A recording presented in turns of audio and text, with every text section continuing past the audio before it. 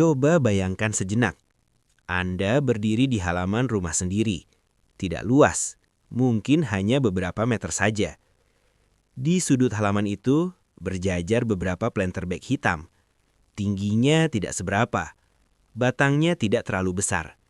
Tapi di ujung-ujung cabangnya menggantung buah jambu air merah mengkilap, segar, padat, menggiurkan. Dan setiap beberapa bulan, buah itu dipanen, ditimbang, dijual. Bukan ratusan ribu, tapi bisa jutaan rupiah. Pertanyaannya, bagaimana mungkin lahan sempit bisa menghasilkan uang seperti itu? Bagaimana mungkin tanaman di dalam planter bag bisa berbuah lebih cepat dibanding yang ditanam langsung di tanah? Apakah ini hanya kebetulan? Atau ada pola dan teknik yang memang dirancang untuk mempercepat pembuahan? Karena faktanya, banyak orang menanam jambu air bertahun-tahun. Pohonnya tinggi, daunnya rimbun, tapi buahnya sedikit, bahkan tidak ada. Sementara sebagian orang lain justru sengaja membatasi pertumbuhan tanaman, sengaja memangkas, sengaja menekan tanaman. Dan hasilnya, mereka panen lebih cepat. Disinilah letak perbedaannya. Usaha pertanian modern bukan lagi soal membiarkan tanaman tumbuh alami tanpa kontrol, tapi soal memahami bagaimana tanaman bekerja. Di video ini, kita akan membahas secara perlahan, tanpa terburu-buru, tanpa istilah yang membingungkan.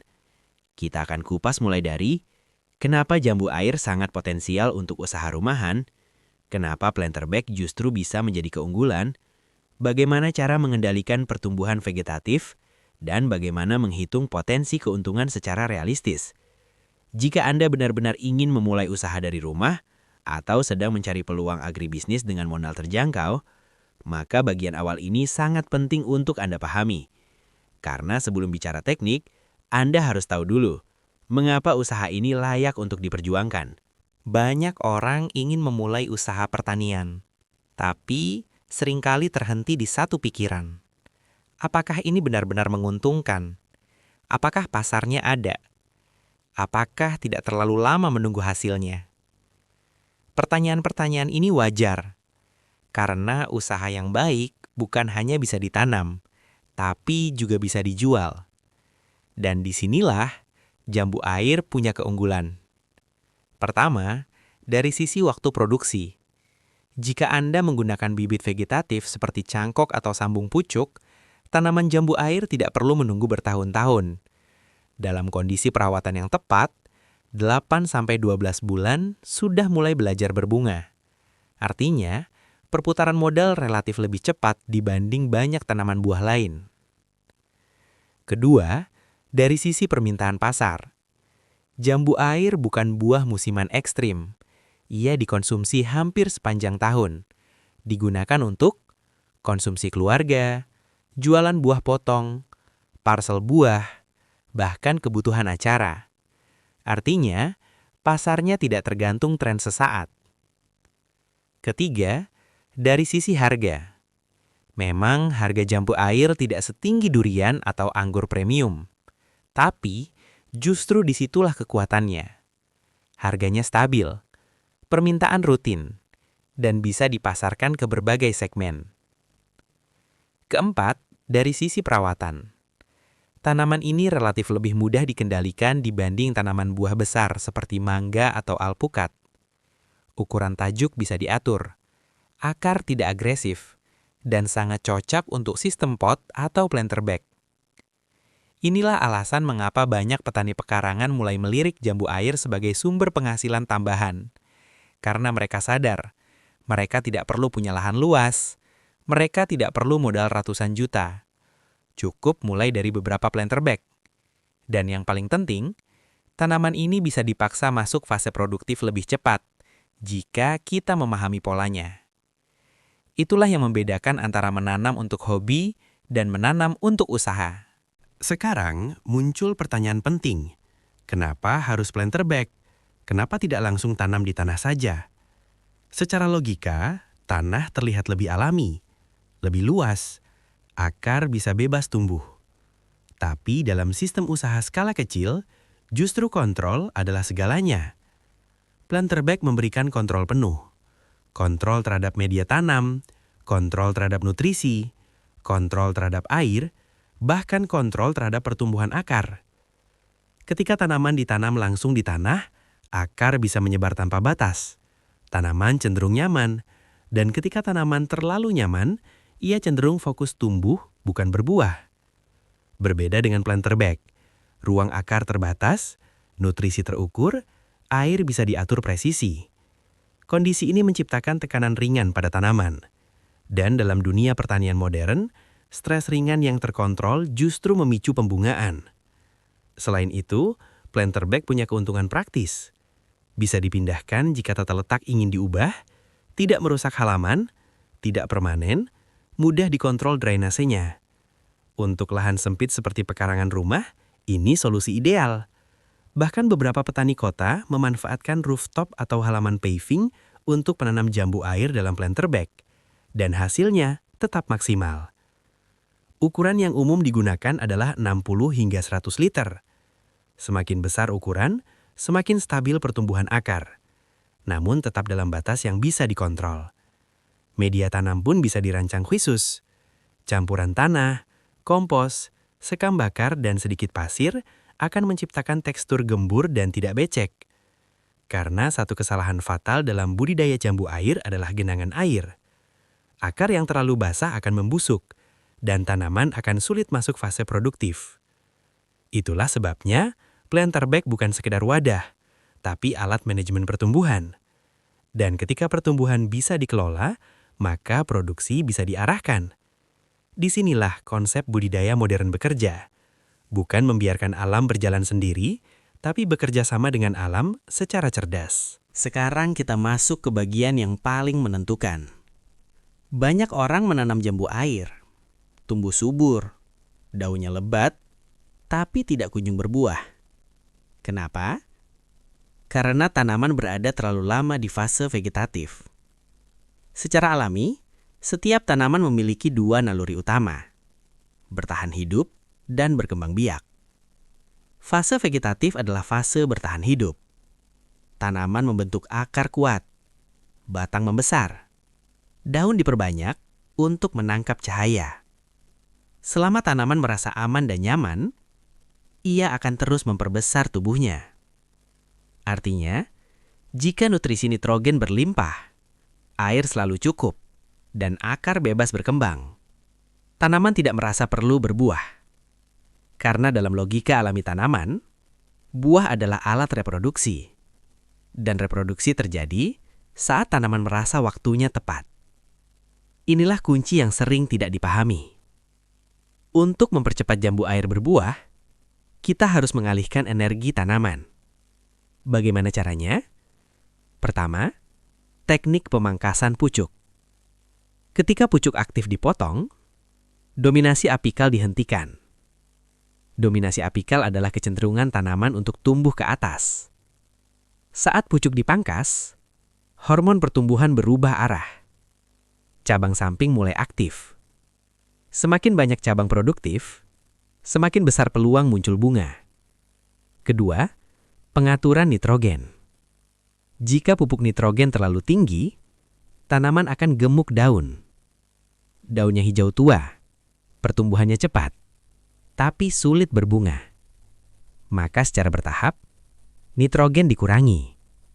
Fokus dialihkan ke unsur fosfor dan kalium. Fosfor membantu pembentukan bunga. Kalium membantu pembentukan buah dan kualitas rasa. Ketiga, stres air terkontrol. Ini teknik yang cukup sensitif. Beberapa minggu sebelum fase pembungaan, penyiraman bisa sedikit dikurangi. Bukan sampai layu parah, tapi cukup membuat tanaman merasakan tekanan ringan.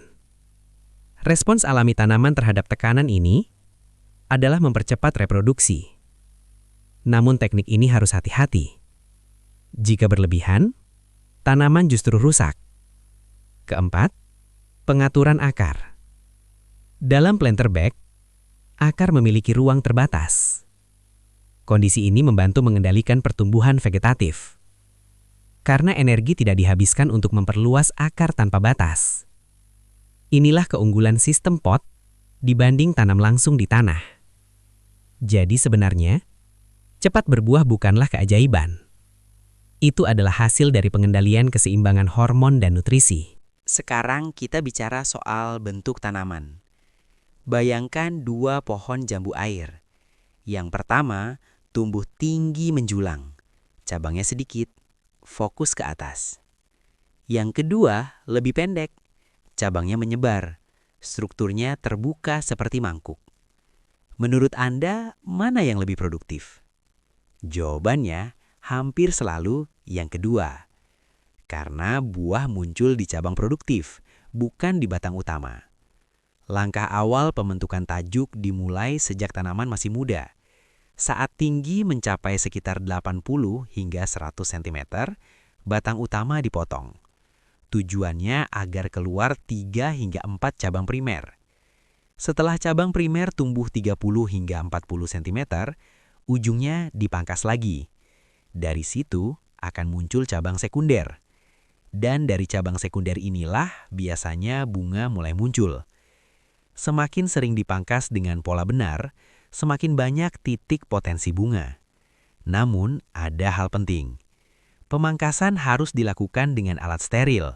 Luka potongan bisa diberi fungisida ringan untuk mencegah infeksi. Selain itu, cabang yang tumbuh ke arah dalam harus dibuang, karena cabang yang saling bertumpuk menghalangi sinar matahari. Sinar matahari berperan besar dalam pembentukan gula alami pada buah. Tanpa cahaya cukup, buah bisa hambar dan kurang manis. Sirkulasi udara juga penting. Tajuk yang terlalu rapat memicu kelembapan tinggi, dan kelembapan tinggi adalah surga bagi jamur. Maka pembentukan tajuk bukan sekadar estetika, ini strategi produksi. Pohon yang pendek dan bercabang banyak lebih mudah dipanen, lebih mudah dirawat, dan lebih stabil produksinya. Sekarang kita masuk ke bagian nutrisi. Tanaman tanpa nutrisi cukup tidak akan maksimal. Namun, terlalu banyak nutrisi juga bisa menjadi masalah. Pemupukan dasar bisa menggunakan pupuk kandang matang setiap 1-2 bulan sekali. Tambahkan sedikit dolomit jika pH media terlalu asam. pH ideal untuk jamu air berkisar 5,5 hingga 6,5. Untuk fase pertumbuhan awal, gunakan NPK seimbang seperti 16-16-16. Dosis secukupnya, jangan berlebihan. Setelah struktur cabang terbentuk, mulai arahkan ke pupuk tinggi fosfor dan kalium. Misalnya 10-30-20 atau formulasi sejenis.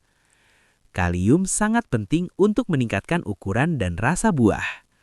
Kekurangan kalium bisa menyebabkan buah kecil, rasa kurang manis, dan buah mudah rontok.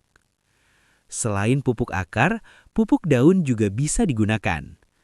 Disemprot pagi atau sore hari, jangan saat matahari terik. Tambahkan unsur mikro seperti magnesium untuk fotosintesis, boron untuk pembentukan bunga, kalsium untuk memperkuat dinding sel buah. Kekurangan boron sering menyebabkan bunga rontok sebelum menjadi buah. Selain itu, penting juga melakukan penggemburan ringan di permukaan media. Karena media dalam planter bag bisa memadat seiring waktu. Akar butuh oksigen. Jika media terlalu padat, pertumbuhan terhambat.